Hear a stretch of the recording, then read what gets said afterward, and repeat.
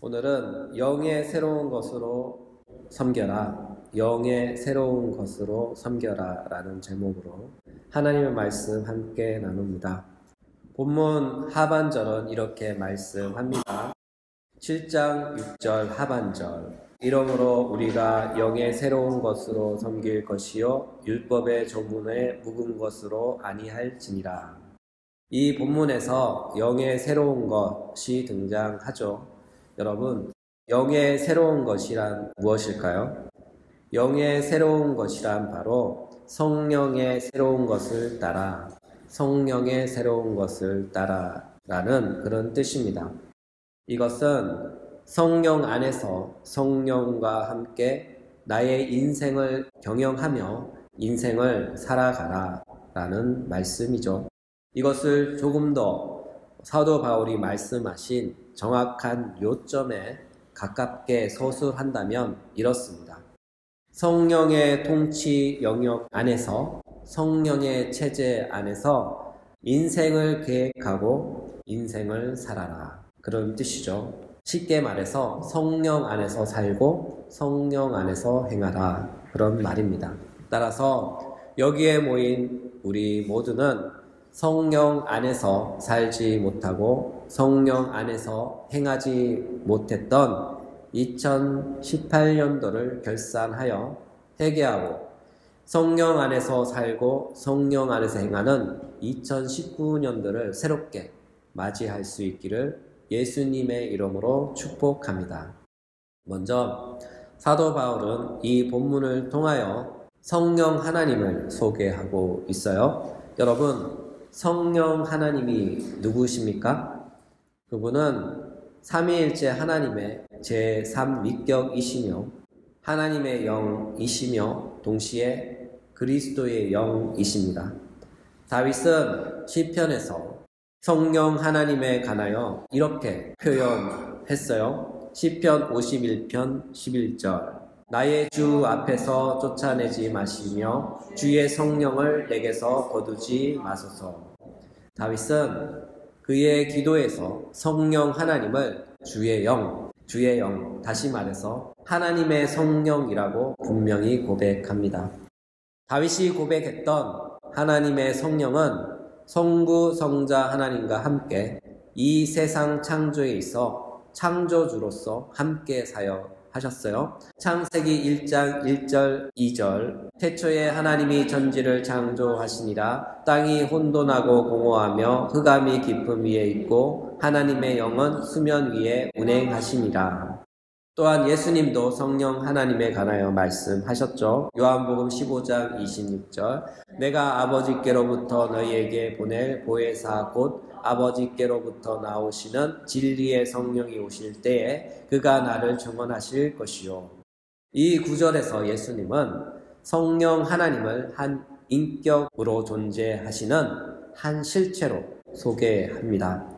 이와 같은 이유로 예수님은 마태복음 28장 19절에서 또한 이렇게 말씀하셨죠. 너희는 가서 모든 민족을 제자로 삼아 아버지와 아들과 성령의 이름으로 세례를 베풀고, 사도 바울도 말씀합니다. 로마서 8장 16절, 성령이 친히 우리의 영과 더불어 우리가 하나님의 자녀인 것을 증언하시나니. 사도 바울은 성령 하나님이 신자의 영과 더불어 우리를 증언하시는 분으로 소개합니다. 이처럼 성령 하나님은 삼위일체 하나님의 제3위격이시며 실제 하시는 인격적이신 하나님이십니다. 그분은 창조의 영이시며 동시에 생명의 영이십니다. 그분은 모든 피조물에게 생명을 주시고 죽은 자를 다시 살리십니다. 로마서 8장 11절, 예수를 죽은 자 가운데서 살리신 이의 영이 너희 안에 거하시면 그리스도 예수를 죽은 자 가운데서 살리신 이가 너희 안에 거하시는 그의 영으로 말미암아 너희 죽을 몸도 살리시리라. 이 구절에 의하면 분명 십자가에서 죽으신 예수 그리스도를 부활시키신 분은 성령 하나님이십니다. 예수 그리스도께서 죽음에서 부활하여 소유하신 생명은 바로 부활의 생명을 가져오시는 성령 하나님의 생명입니다. 따라서 성령 하나님은 흙으로 빚어진 인간의 코에 불어넣어짐으로써 모든 인간의 영혼을 창조하신 영이며 죄와 허물로 죽어 오염된 인간의 영혼을 다시 살리는 중생의 영이시고 죽은 자를 부활시키시는 부활의 영이시며 또한 살아있는 모든 생명체들에게 지속적으로 생명을 제공하시는 분이십니다. 그러므로 성령 하나님도 성부 성자 하나님과 함께 우리의 경배와 찬양과 영광의 대상이 되신다는 사실을 꼭 기억하시기 바랍니다. 그런데 사도 바울은 새 시대에 사는 그리스도인은 바로 성령 하나님을 통하여 성령의 새로운 것을 따라 성령 안에서 성령으로 살라고 말씀합니다. 그렇다면 성령의 새로운 것을 따라 성령 안에서 성령으로 산다는 것은 구체적으로 어떤 것일까요? 그것은 바로 옛 시대의 유산 안에서 옛 방식대로 사는 것이 아니라 새 시대 안에서 새롭게 제시된 새 방식대로 살아가라는 그런 뜻이죠. 이것은 새로운 마음을 갖고 영적인 것을 생각하며 영적인 것에만 관심을 갖고 영적인 것을 행하며 살라는 것입니다. 이것은 바로 이전과 다른 전혀 새로운 정체성과 가치, 그리고 전혀 새로운 사고와 이해, 그리고 전혀 새로운 마음의 동기를 가지고 새로운 인생을 살아가야 함을 뜻하고 있어요. 왜냐하면 그리스도인은 새롭게 태어난 새 사람이며 성령 하나님의 부활의 생명으로 말미암아 새 생명을 소유한 새 사람이기 때문입니다. 이와 같은 이유로 그리스도인의 인생, 삶 전체는 성령 안에서 새롭게 재창조된 인생이며 성령 안에 있는 삶입니다. 따라서 그리스도인이 행하는 모든 것은 바로 성령 안에서 성령을 따라 행해지는 것이에요. 이와 같은 새 생명을 갖고 새 인생을 살아가는 참된 그리스도인들의 특징이 몇 가지 있어요. 첫째, 그들은 예배가 달라요. 그리스도인은 새로운 방식으로 하나님을 예배하는 사람들입니다. 요한복음 4장 23절 하나님께 참되게 예배하는 자들은 영과 진리로 예배할 때가 오나니 곧 이때라. 아버지께서는 자기에게 이렇게 예배하는 자들을 찾으시느니라. 이 구절의 배경으로 등장하는 사마리아 여인의 관심은 이것이었어요. 사람은 어디에서 예배를 드려야 하는가? 성전인가? 아니면 산당인가? 또한 사람은 하나님을 어떻게 예배 드려야 하는가? 제사로, 제물로 드려야 하는가? 아니면 율법의 행위로 드려야 하는가? 하는 것이었어요. 이와 같은 궁금증을 갖고 있던 사마리아 여인에게 예수님은 이렇게 말씀하셨죠. 하나님은 영이시니 예배하는 자는 영과 진리로 예배할지니라. 사도 바울은 이 말씀을 이어받아 빌립보서 3장에서 이렇게 말씀합니다. 빌립보서 3장 3절 하나님의 성령으로 봉사하며 그리스도 예수를 자랑하고 육체를 신뢰하지 아니하는 우리가 곧 할례하라. 사실이 이와 같기에 그리스도인은 성령 안에서 성령으로 예배하며 봉사합니다. 유대인들은 성전과 율법에만 집착했으며 그것만을 고수했어요.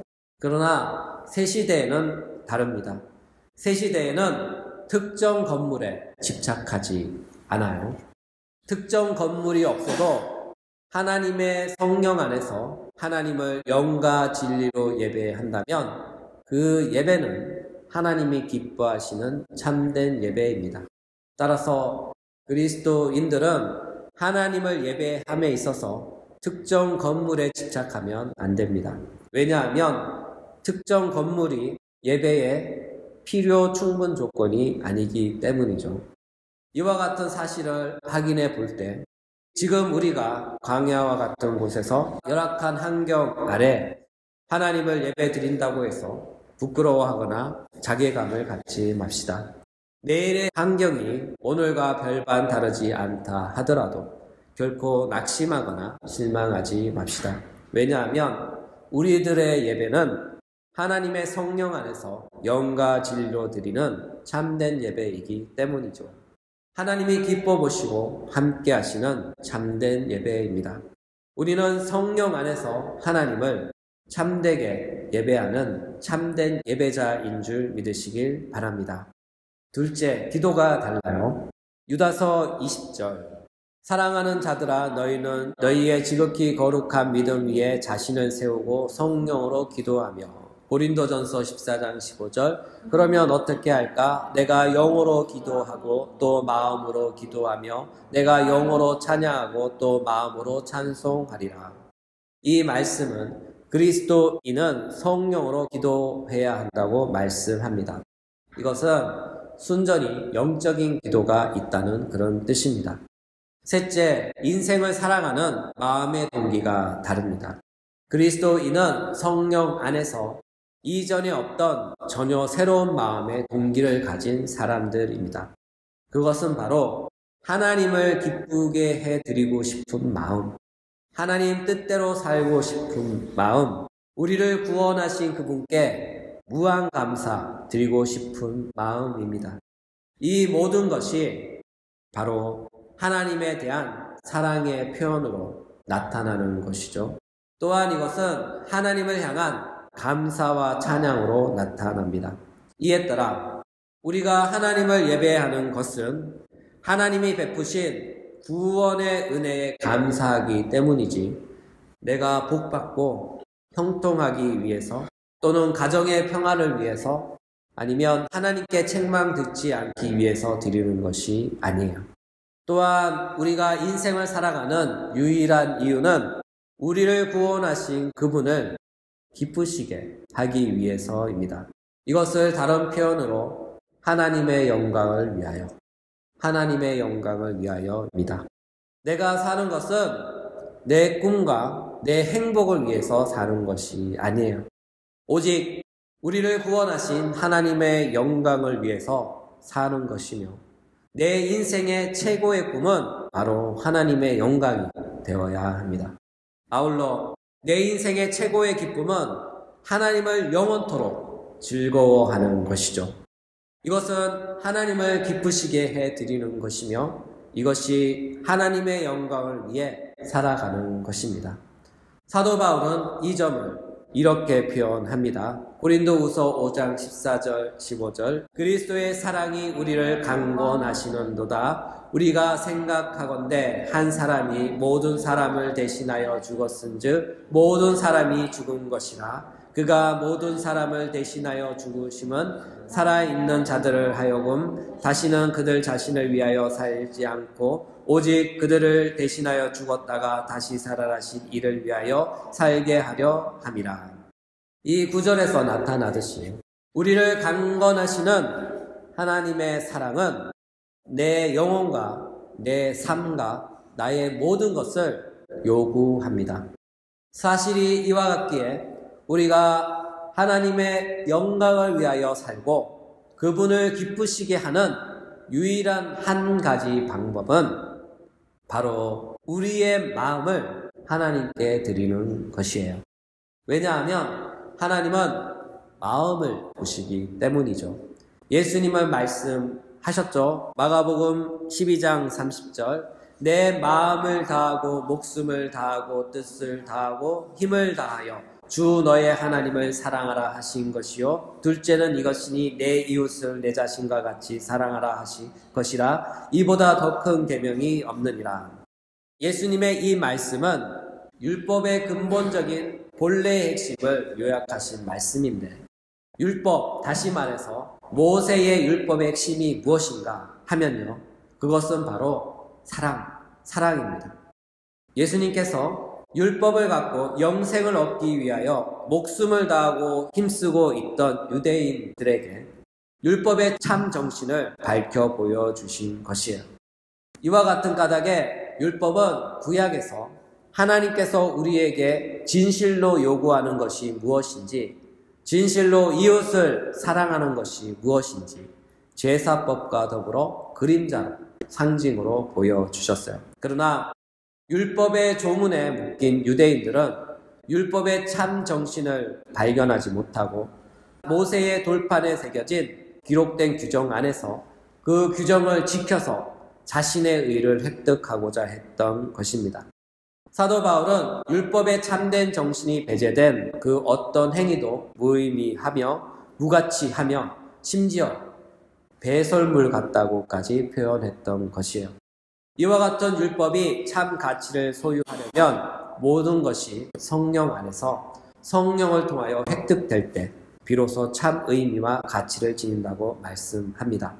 사도 바울은 이와 같이 성령을 통하여 성취된 율법을 성령의 열매라고 합니다. 갈라디아서 5장 22절 오직 성령의 열매는 사랑과 희락과 화평과 오래 참음과 자비와 양성과 충성과 온유와 절제니. 이 구절에 나열된 모든 성령의 열매는 바로 율법의 참 정신이 구현된 사랑의 열매이며 이것이 성령을 통해 성취되었기에 성령의 열매라고 부르는 것이에요. 이와 같은 성령의 열매, 사랑의 열매가 옛시대에는 돌에 새겨졌지만 새시대에는 마음에 새겨졌어요. 고린도후서 3장 3절 너희는 우리로 말미암아 나타난 그리스도의 편지니 이는 먹으로 쓴 것이 아니요 오직 살아계신 하나님의 영으로 쓴 것이며 또 돌판에 쓴 것이 아니요 오직 육의 마음판에 쓴 것이라. 옛 율법은 돌판에 썼습니다. 새 율법은 마음판에 쓰여집니다. 옛날에는 먹으로 썼지만 지금은 성령으로 쓰여집니다.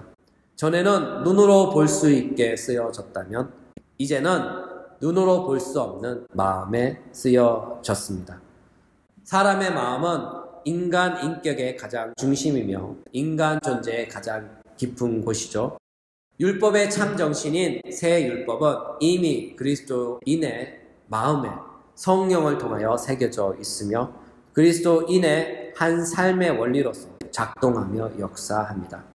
사도 바울은 이 사실을 이렇게 강조합니다. 로마서 13장 10절 하반절 그러므로 사랑은 율법의 완성이니라. 따라서 그리스도인은 율법을 문자적으로 보지 않고 율법을 마음으로 봅니다. 그리스도인은 율법을 눈으로 읽지 않고 율법을 마음으로 읽습니다. 그리스도인은 율법을 기록된 규정대로 지키지 않고 율법의 참 정신을 따라 지키며 삽니다. 이것이 율법이 성령과 관련된 것이며 성령과 무관한 율법은 단지 죄를 충동질하는 누구밖에 되지 않는다는 것을 교훈합니다. 오늘의 말씀을 정리합니다. 오늘 본문은 사도 바울이 성령 하나님에 관하여 소개하고 있어요. 또한 이와 관련하여 율법의 기능에 대해 말씀하고 계시죠. 율법은 오직 성령과 함께 성령의 도구로 사용되어질 때 비로소 하나님을 향한 바른 열매를 맺게 합니다. 이전의 율법은 돌에 새겨진 율법이라면 이제는 율법이 우리의 마음에 새겨진 율법이 되었어요. 그러나 돌에 새겨진 율법이든 마음에 새겨진 율법이든 그 율법의 본질은 사랑에 있습니다. 하나님을 마음을 다하여 사랑하고 이웃을 내 몸같이 사랑하는 것입니다. 내 마음에 율법의 핵심인 하나님을 사랑하는 마음이 있다면 그는 이미 율법을 완성한 사람입니다. 그 사랑이 하나님의 이름으로 성령을 통하여 내 삶 속에서 행하여진다면 그는 이미 온전한 율법을 행하는 사람이며 율법의 열매를 맺어가는 성령의 사람입니다. 이에 따라 우리의 선행은 신앙과 사랑의 열매이며 성령의 참 열매인 줄 믿으시기 바랍니다. 사랑하는 여러분, 지금까지 성령과 무관한 한 해를 보내고 살았다면 오늘로써 모든 것을 종결하시고 2019년도에는 성령 안에서 성령을 통하여 사랑의 열매, 성령의 열매를 충만히 맺어가시는 영광의 백성이 되시길 예수님의 이름으로 축복합니다.